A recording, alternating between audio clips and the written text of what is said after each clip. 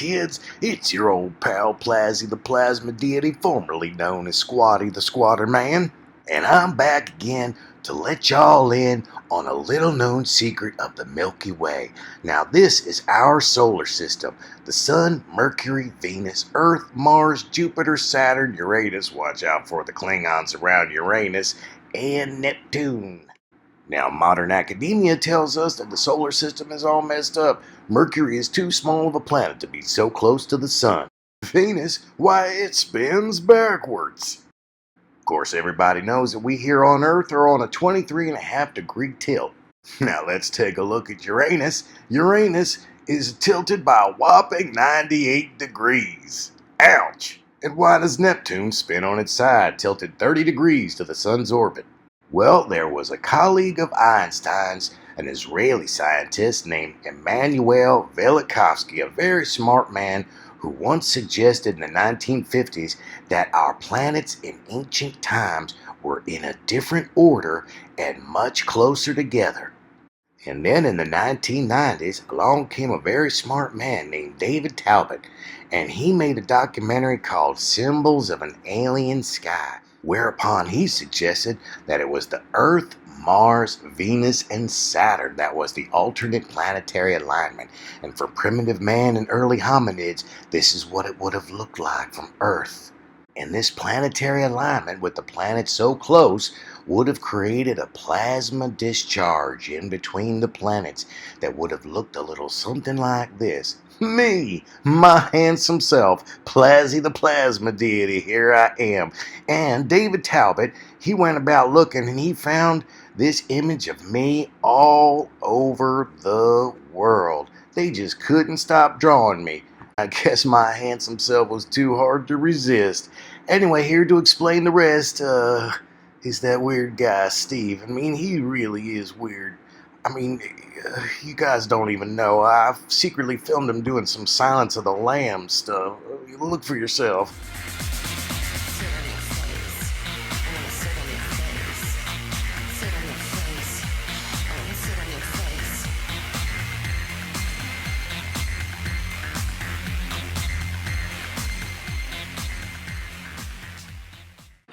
What the actual...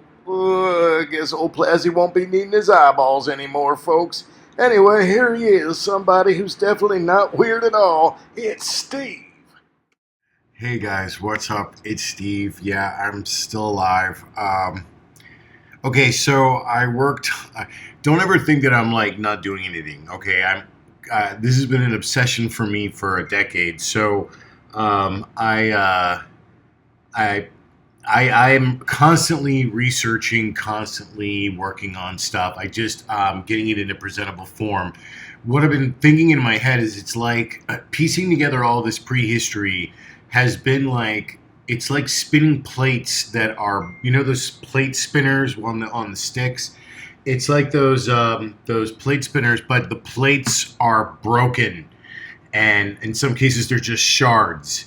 And to get to the final, like imagine like a row of plates, you have to keep all of them spinning to get to the end. There's so many tangents, and there's so many this tangent that you don't think is going to matter. Suddenly you see it over here, and you connect these two dots together. So nothing is superfluous, and you know. I always hear people say like, oh, the whole problem with studying ancient history is that, you know, there's so scant evidence left, and that couldn't be further from the truth. I have like a whole terabyte full of photos from ancient history and stuff. We don't have it in blockhead form. There's nothing that just spells out, hey, stupid, this is ancient history. You have to piece it together. But we're talking about tens of thousands of years, if not in some cases what I believe over 100,000 years. So it's very comprehensive. It's very this connects to this, and this connects. So every little tidbit creates a piece of the mosaic that you see from afar, and you get the bigger picture. I over tidbitted myself. It's my own fault. I was, usually when I make these videos, I keep it to, I think the most I've ever had was 200. This one was 500 photos. I just kept making discoveries. So I kept going on and on and on and on. And, I was just adding on, and I was just using the preview. It was so stupid of me, and I think what I learned how to annotate, and now I'm an annotating fool. Wait till you see the next the stuff I'm going to show you here. So, and I think I over annotated, and I just overloaded it, and I did save it at one point, so I have half of it. I'm thinking about just doing these shorts though, because Johanna has inspired me. I really like her little shorts that she does for hers. And, I went on the analytics, and most people only watch like 20 minutes. So it's of the video. So it's like, if I make a 2-hour video, is an hour and 40 minutes of it not being watched.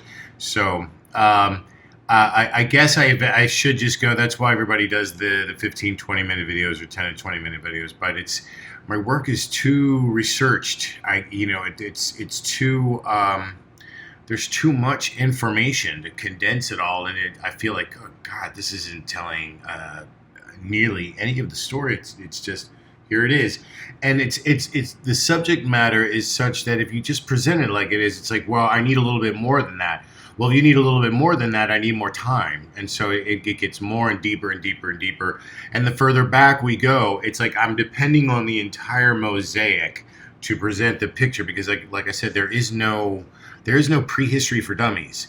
There is no, okay, here's what happened, everybody. I wish we did find that hall of records that said, hey, here's what happened. Maybe somebody has, and that's what that guy has represented in the back of Mount Rushmore. Before I get on with everything that I want to, and so I decided just to throw this together, just to touch base with you guys. It's almost been like 2 weeks since I posted anything besides on the I like the little blog thing that I get to do on there. I don't know how many people read it, but just keep in touch, stuff like that. I'm constantly processing and stuff, and there's all these other tangents that I come across that I like to supplement my videos with the blog. So here's what's coming up in that video it was a thing of beauty. It was like a doctoral dissertation. It was so comprehensive, but I was lamenting when I did it that I was like, there's still about 100 photos, so it could have been like 600 pictures. So maybe now that everything happens for a reason, I'm going to get this out of my system. I'm going to make this really huge video, and then after that, I think I'm going to stick to the shorts and the 15 to 20-minute videos, because what really hurts my heart is that, I do want to write my book. And that was like 50 or 60 hours, no lie, lost, that I could have been working on my book. The only thing holding me back from my book is that I keep discovering stuff. I already have enough for a book, but the thing for me in this whole process is, it's like I say, yes, sex is great, but have you ever experienced the joy of scientific discovery? It's unparalleled. It's I'm having too much fun discovering stuff, and it's and how it's all connected and stuff. And I don't want to get to the end of my book and go, well, now even to my own research, this is obsolete. I don't want to commit to 100 hours of writing something that I go, well, now that I know this other stuff, I have to change all this stuff. So people have asked me if I wanted to do a documentary, if I wanted to do other things like that. And I will love to do all that stuff. As I've said, this is not my end-all, be-all video and stuff. This is just my video workbook where I'm documenting my discoveries and stuff. What is the end of the discovery process? I don't know, but I feel like I'll know it when I get there. I feel like I'm already well on my way, maybe 70-75%. Maybe there's another 25% that I have yet to uncover. But I'm going to give you, this is my list I wrote. I just, I was like, let me just tell them what was in this thing. So I'm going to show you right now is something that I can sort of cut a la carte, but it gives you a little taste of everything else that I'm sort of tying that I'm going to be. But here's what else. Here's all I've discovered in this next video. You'll see that I got the bigger one. Then this one I'm going to do. I have discovered what I believe is the true origin of the Caduceus. I've always been nibbling around the origins of it. I thought maybe I had it with the Göbekli Tepe Moai carvings in the back, because the iconography is very similar. And the iconography is very similar because it's all tied together. So the further back you go, it's all the same thing. But I think I've really hit it now. And maybe the later stuff came from this, but I think that this is the origin of the Caduceus. And that's the Herme staff. That's the medical symbol with you've seen it on the picture here. So, but here's what else I've discovered. The origin of the God self imagery. With the figure holding the snakes. Looks kind of like the Caduceus, doesn't it? The staff and the snakes on the side, like a figure holding snakes, right? That's the connection between the Caduceus and the Anguipeds, which are the Jewish apostates, the Proto-Jewish apostates, or the Minim, as they are also called. I have found the very first zodiac, I believe. It's called, the early ones are called Mazarath or Mazaroth. I have found both spellings in ancient Jewish sources. So it's either the Mazarath or Mazaroth, which is sort of where the Teen Titans, the witch character Raven, she says Azarath. It's just Mazarath without the M. And she... it's the Teen Titans are called Marv Wolfman. George Perez, the artist, he does occult work all the time. So does Alan Moore in the comics and stuff. Which I don't know how I feel about that. They were selling me occult artwork as a child, but I'm going to do a video one day on all that. So the first zodiacs are called Jewish Mazarath, not Jewish, but just Mazarath, and that is the origin of the Semitic peoples. That is the stars and stuff. And that's very controversial to say these days, but we find these ancient synagogues with Mazarath in the mosaic tile. So the first Mazarath that I have found predates the Dendera zodiac by 700 years. Right now, the Dendera zodiac found in Dendera, the Temple of Hathor, is thought to be the first zodiac, and it's supposed to be dated at, I think, 300 BC. Oh, no, I'm sorry. It's 52 BC, and they know for sure now because there was some controversy, but it shows a very rare triple lunar eclipse. I don't know exactly how it works, but it's called a triple lunar eclipse, and it's very rare, and it happened in 52 BC, the alignment that's being shown. So it's recently been discovered that is the date. My petroglyph in the Sinai that I believe is the Mazarath predates that by nearly 1,000 years. So, and I think it's even older than that because I have found the Phoenician alphabet in it. And if, unless they were still using Phoenician letters 300 years later, it goes back to 1300 BC, which would then make it 1250 years older than the Dendera.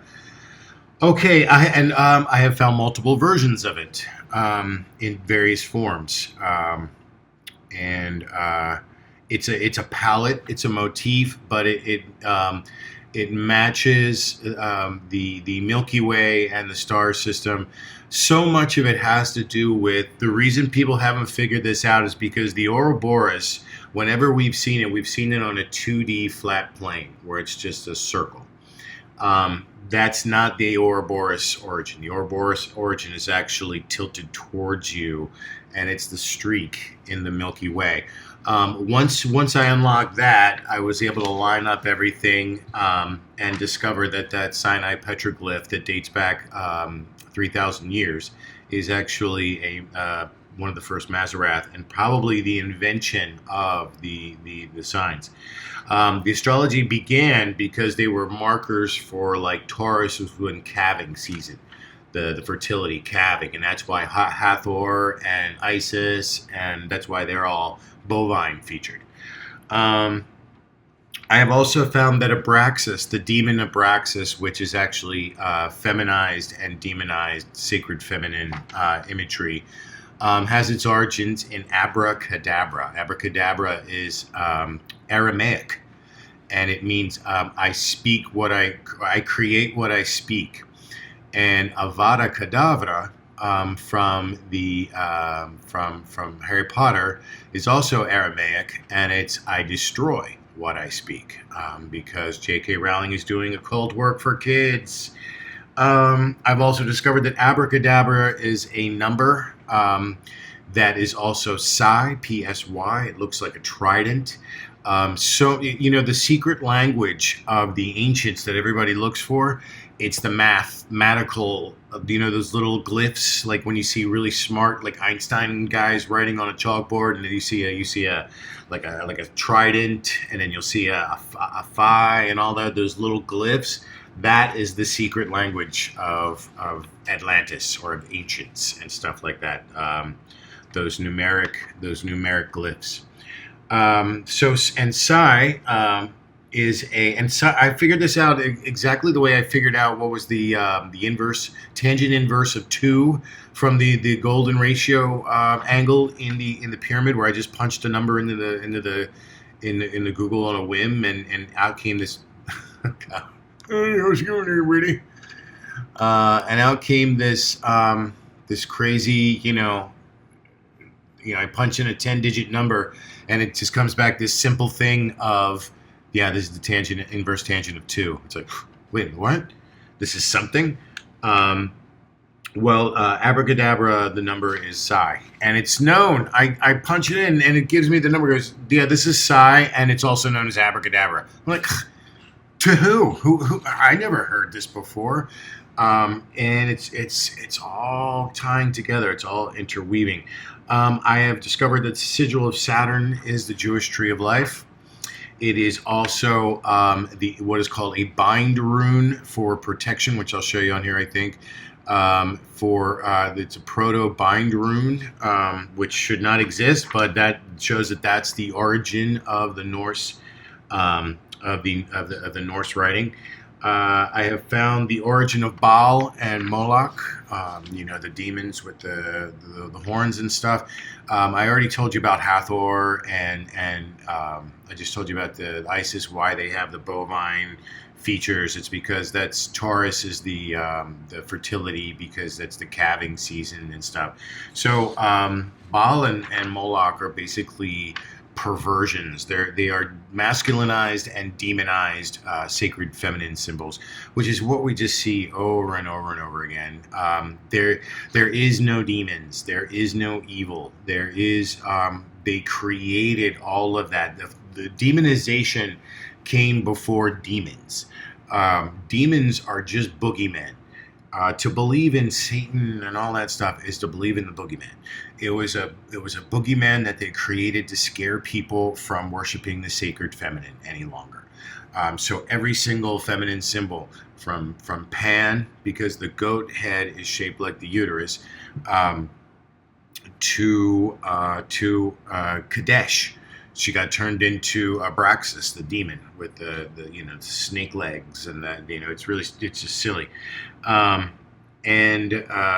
it's you could just call demonology boogeymanology. It's just all it is the patriarchy inventing a boogeyman to scare people from worshiping the sacred feminine anymore, and it worked. Okay, I've also discovered that the Graham Hancock man bags, which I had traced to the Kamandalu from the Indian Swamis, the wise men, and the holy men, I should say. And yes, that is what they are and what they are represented. But where did the Kamandalu come from? Where did that start? Where did the first Indian holy man start using this Kamandalu? I have found the origin of that. I have also the birth of the Cyrillic writing, which is like that Russian writing and the Greek writing. That's called Cyrillic. And I have found the origin of that, and it happens to be the same origin as Norse runes that are from bind runes. They're called when you put more than one rune together, you draw a line through it, and it becomes a bind rune, and that's going to be very important in what I'm about to show you. And so Cyrillic, Greek, Russian, and bind runes all come from this same origin, and we find it examples of it on little artifacts that they have found at Göbekli Tepe, which goes back 15,000, 17,000 years, I think, in Turkey. Okay, so I have also found that in the Mazarath, I've told you before that sometimes the plasma deity or squatterman was seen as two-headed. That is the birth of Gemini. So Taurus is the bovine's mating season, Gemini, and I have found Libra, all with the Ouroboros, which is the galactic center.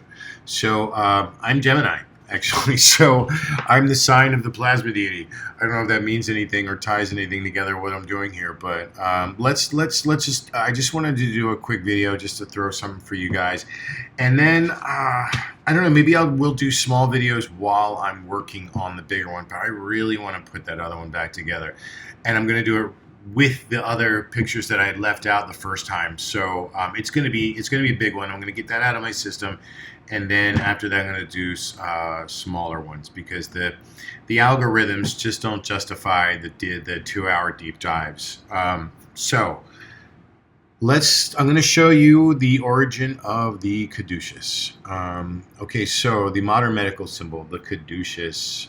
It's also the Herme staff.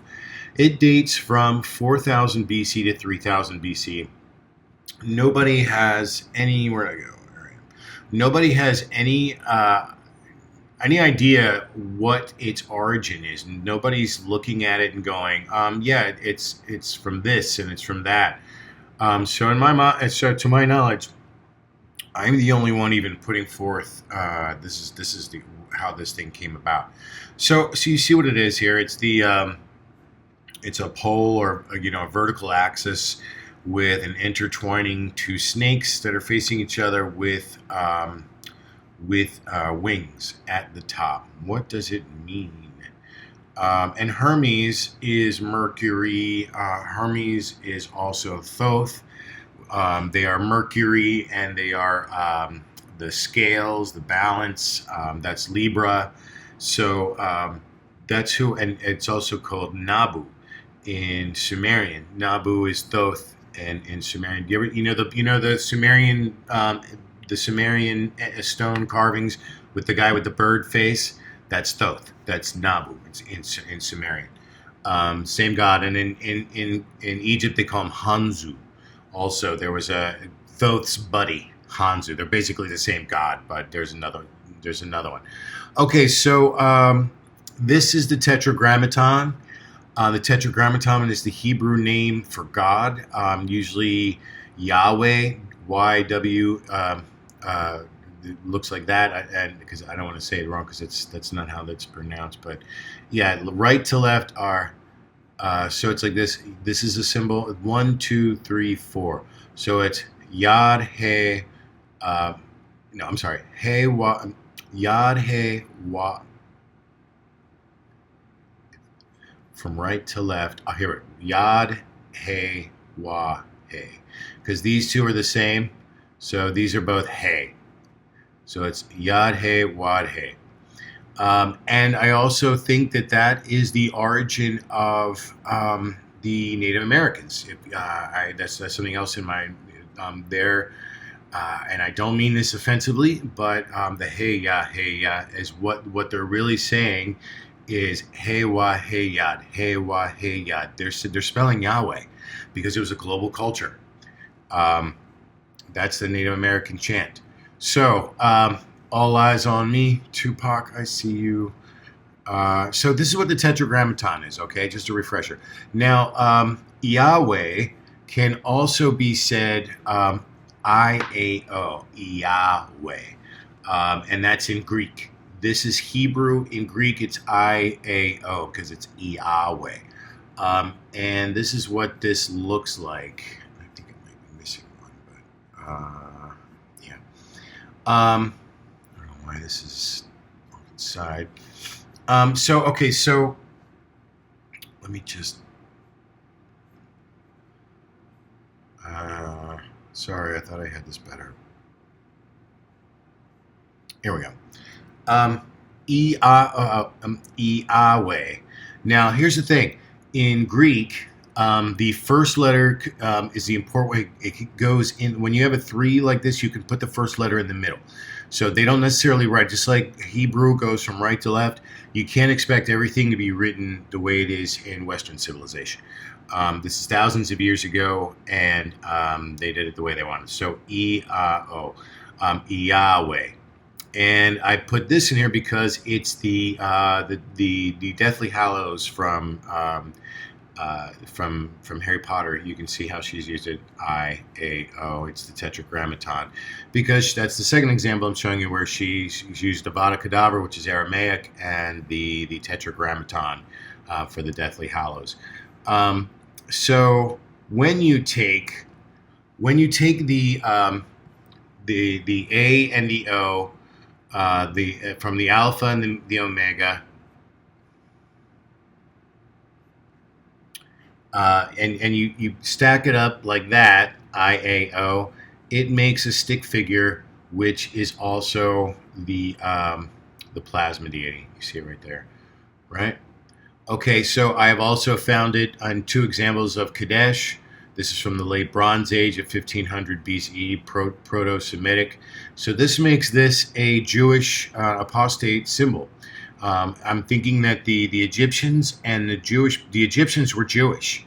They were just a different sect. They are different, just like the Essenes are a different sect of Judaism. There was no official Judaism back then, so there were different versions of it.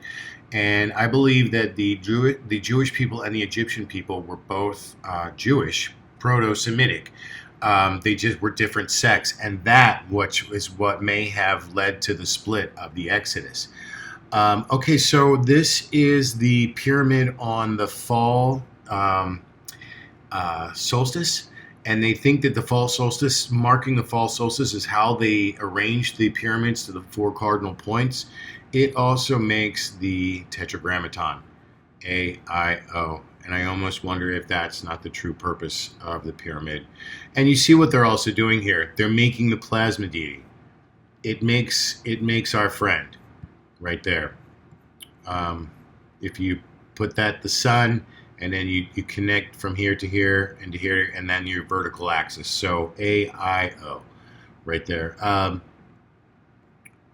This is, so you take the Tetragrammaton, and now if you take the Tetragrammaton and the AIO, and you just lay the letters on its side, and by the way, the alpha, I am the alpha and the omega. That's from the book of Revelations. I am the alpha omega, the beginning and the end. I am the first and I am the last. That's from the Bible. So the Squatterman plasma deity event happens. The AIO, the Tetragrammaton, is just like the Hebrew version.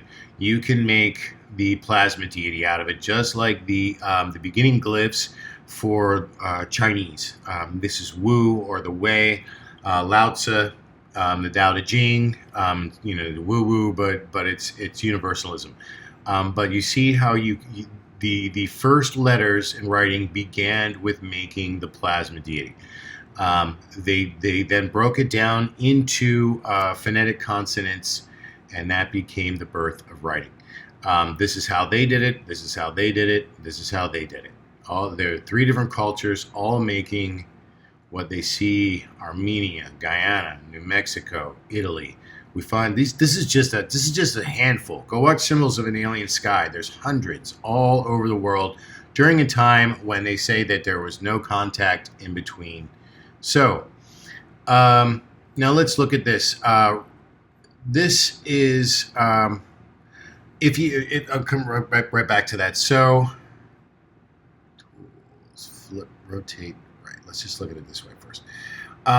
These are on its side. Okay, so if you took these letters and put them, let me rotate it one more time. These are properly. This is the alpha in Greek, and this is omega. So I, A, O. And you see how it makes the plasma deity. You just put the vertical axis through it. Now, to put the vertical axis through something that is connecting letters like that is something that we see called a bind rune. And I think that's what we're looking at here. We are looking at the beginning of the bind rune. You put the vertical axis through it, and just for giggles, I'll show you something else here. They're fish. They're the ichthys, the Greek ichthys that's called fish, and I think ICHTHYS. That also means like Jesus, the Lord Savior, or something like they've given an acronym out of it. But it creates the fish. I know the Jesus fish also comes from the Vesica Pisces and all that stuff. But you see how the imagery is reinforced here.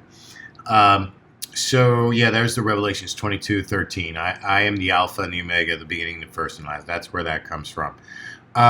So the bind. Okay, that's what I just said. The earliest bind rune. Comes from they say 150 AD, the Viking ones. Yet the Caduceus proto bind rune, if I'm correct, would be from 4000 to 3000 BCE, and I'm going to show you right now. Okay, so here's the thing. There's the plasma deity event. This is the AIO Tetragrammaton. If you turn it upside down, put the vertical axis through it, and just make one. You just connect these right here. You have the Caduceus. The Caduceus is the Tetragrammaton as a bind rune, as a proto bind rune. It's the three letters being connected by a vertical axis. All they did was continue one more loop, and I put it in a dot form there, so you can see how it's. If you connect these three Greek letters with the omega on the outside, you've got the Caduceus. It's the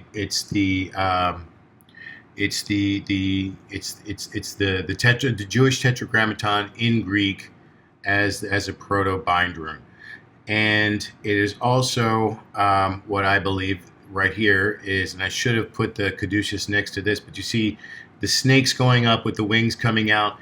It is the Viking bind rune for protection. So it became. Let me just see if I can't. There's the Tetragrammaton. There is the Caduceus, and get that in your head. See how I did in it with this, and there it is right there. So the Caduceus is the protection bind rune, and it's the Tetragrammaton with a vertical axis through it. And I'll tell you what else it is. And I'm going to get to that Altamira man someday, because the evidence is mounting more and more. In the constellations, you have the Serpens constellation, which leads directly into Aquila the eagle. And I believe that is the feathered serpent, and that is the birth of the dragon. Also, the constellations connected together. And it's significant because I think that's where the plasma deity event happened in the sky, because it's in the north. And the Milky Way split, the Ouroboros, goes through the middle of the from Altair and Vega, which are the two stars for Aquila the eagle. So it's seen as crossing over into another dimension, or here, this world, or another world. And it's the serpents going. You can either take it as the serpents going into Aquila, or you can take it as the Ouroboros itself going into the Aquila. Or perhaps those are the two snakes going into the. In fact, now I think about it, that's it. I just made a discovery talking to you.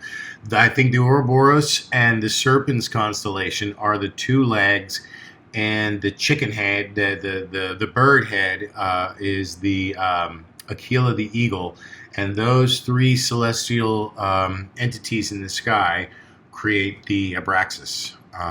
Also, the Andromeda versus the Kraken is Kadesh, holding Andromeda with the being chained to the pillars while the Kraken comes at her, which is called the Kedis in ancient astrology. There's a sea dragon whale called Kedis, and I think that's QDS, which is also Kadesh. QDS, which is ancient Semitic. This is also in the new video I'm going to come out. And so Kadesh is Andromeda over the Kraken. It's QDS over QDS. The entire thing is Semitic. And that's all in the next one. All right, so this is fun. I miss talking to you guys and stuff like that. By the way, I'm really starting to think that a lot of ancient stories are just a retelling of the plasma deity event. I think David and Goliath may be, because from what I'm starting to piece together, the plasma deity event, when it stopped, it appeared that the plasma deity fell to earth, like it collapsed. And that's what the Mayan Popol Vuh says as well. I think that's the story of Lucifer falling to earth. I think that's also the story of Moses, and the spheres on the side this is Moses and this is the Ten Commandments. And he comes down to earth and ends the fertility rites that were going on in Taurus, because Gemini is after Taurus. So I think the Moses attacking the people celebrating the golden calf, I think that is the story of the plasma deity happening in June, taking over from Taurus. I think Mithra, this is the imagery of Mithra. This is Mithra coming in June, and he's always killing the cow. I think this is Mithra coming. This is Mithra coming in June, and killing Taurus. I think that this is. I think the spheres may have looked like, because Popol Vuh tells something similar as well. The spheres are the things that last. This is like one hunter and seven hunter, I think, and they're the ones who become the sun and the moon. So I think the central figure collapsed before this did, when it was ending, and I think this is Zeus destroying Kronos, and I think it's David versus Goliath. It's all those stories. So that's all to come. I just wanted to get this one out to you. I'm a little rusty, I guess. I'm sorry this didn't go as smoothly. Let me just show you everything one more time. So there's the Caduceus. It says it's from 4000 to 3000 BCE. So if this goes back to 4000, 3000 BCE, then the rune stones have their origin in not 180 AD, but 4,000 years beforehand, because that's what that is, in my opinion.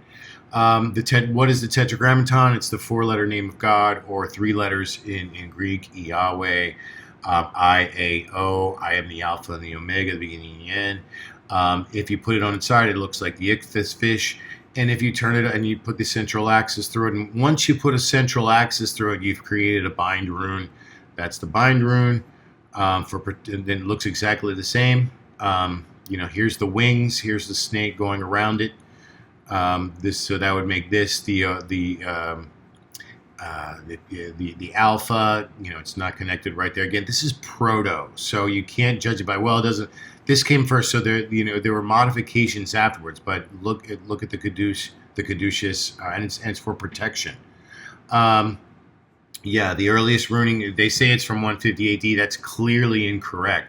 Its origins go farther back, and it shows communication between Turkey and Scandinavia.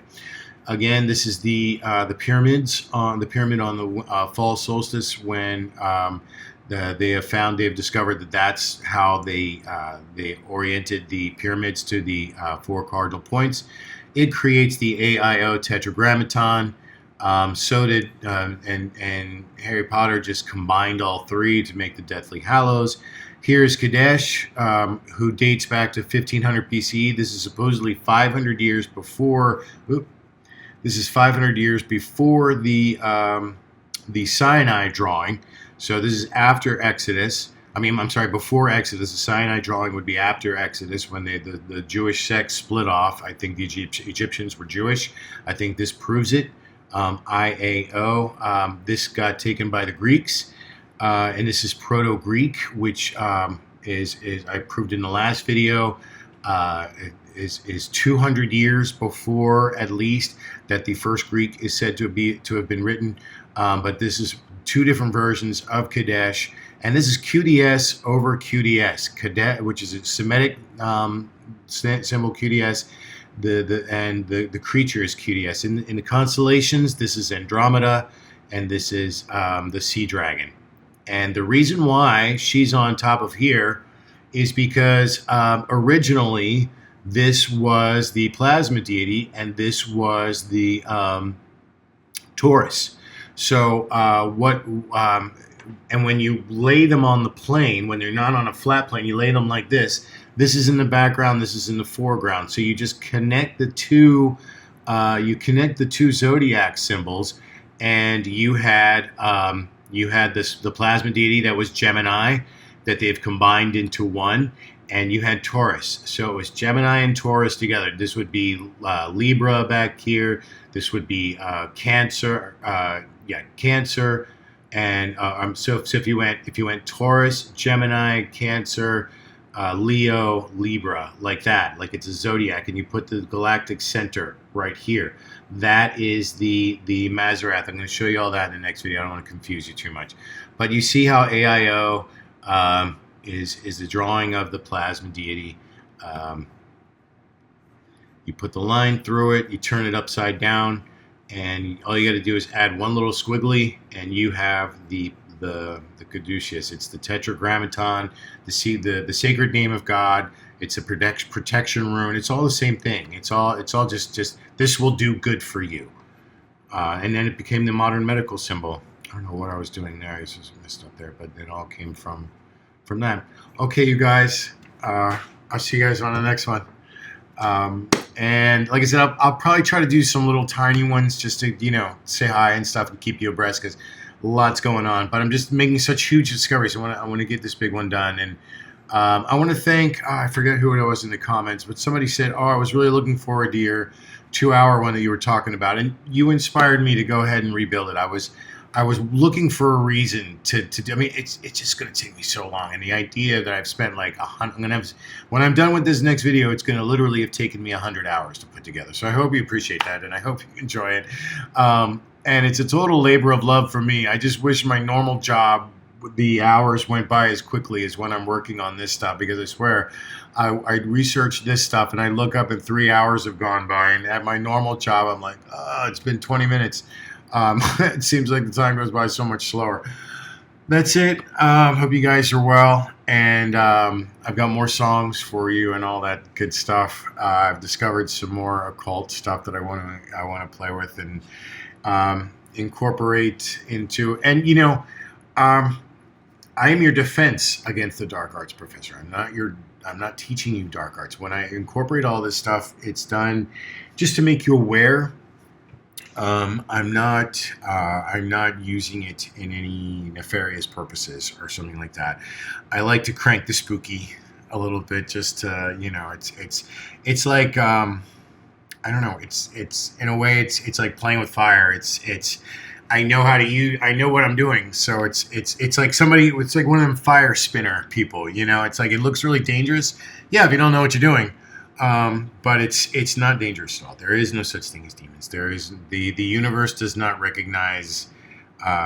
There is no evil in a meteor striking a planet. There is this order or chaos. We are just an organization of atoms, just like a comet is. So the universe is indifferent.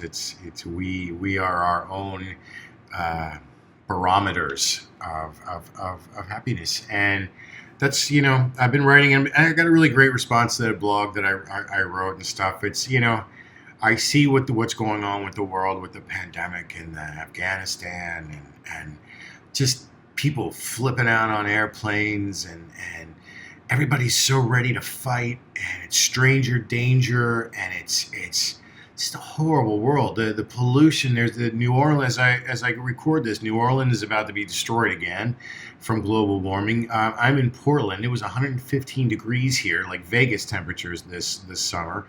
We had an ice storm in South Texas. The Earth's immune system is trying to get rid of us. We are bacteria, and they're trying to crank, just like when you get a fever. That's the temperature. That's the temperature going up, and the shivers, and the Earth's trying to get rid of us. We're destroying her, and she's fighting back. But I'm going to keep making videos. It gives me a sense of self-fulfillment, and I really like that I connect with like-minded people like yourself out there. So as long as you guys keep watching, I'll keep making them, okay? So take care, and I'll see you guys on the next one. Adelante.